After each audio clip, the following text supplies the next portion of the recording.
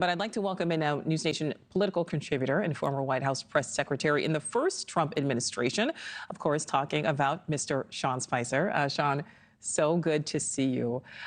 So there's a lot to talk about. The president has already done a lot, and he's been in office now about 24 hours. Much of his focus, we know, on these executive orders so far are on restricting immigration. What is likely to happen next, and what about potential backlash? I mean, do you think we are going to see these mass deportations? Well, let's just put this a different way.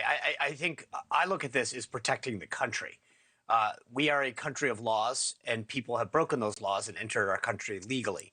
The president's goal is to enforce the laws of the country first, and then secondly, make sure that we are protected from drugs flowing in, from people who potentially are criminals or would do us harm. So I applaud this. I think it's probably an 80% issue with the American people. It's something that he campaigned on. And the broader point, Nichole, on all of this, particularly the immigration, is President Trump, two things that are really unique, I think, about the past 24 hours. Number one, it's refreshing to see a politician actually follow through on all of the promises that they made as a candidate. President Trump was very clear what he was going to do. His speech reflected that yesterday, and his actions in the previous 24 hours, which, by the way, I think I was exhausted by about 3 o'clock yesterday. I don't know how he kept going the way that he did. But more importantly and broader, I mean, he's taking swift and bold action to protect the country and to get us back on track. I'm a huge supporter of this, and I think most Americans are going to be as well. And you really do make a good point there. This is a lot of what he promised. I want to talk more about that in a moment. But first, I also want to talk about TikTok, because I feel like when we ended the week last week, everybody was talking about TikTok. So many people were up in arms. We know there is an executive order surrounding TikTok, which is now President Trump's problem because, at the time, President Biden basically said, hey, this is not my problem. If TikTok, Sean, is forced by law to shut down because a buyer can't be found, is this going to potentially be a political setback for this new Trump administration?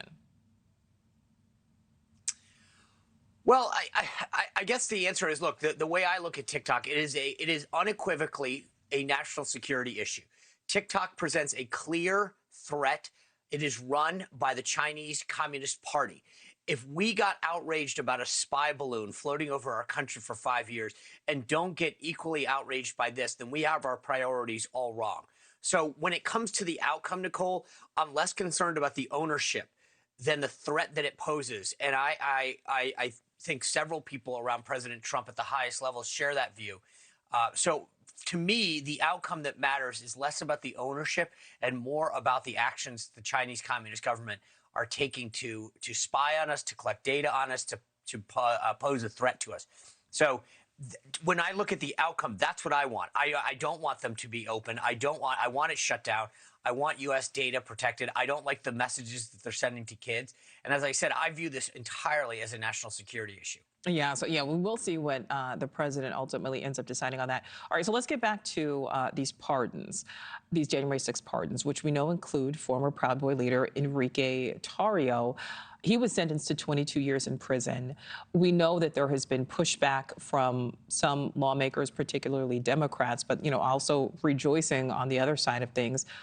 Do you think, Sean, there is concern, though, about potential backlash for President Trump when it comes to some of these people who have either received pardons or commutations? Or is this really about, hey, promises made, promises kept? Yeah, I think I was at the rally the other night. The president brought this up. The crowd went wild, obviously, before he became president, hours before he became president. I think this is truly, like, people look at it like a promises made, promises kept issue.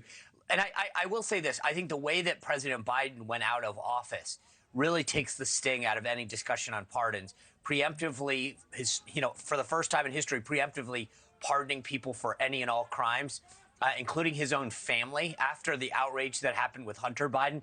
So I think the issue of pardons has kind of gotten muddled from a political standpoint. Yeah, no, I mean, you certainly bring up a fair point there.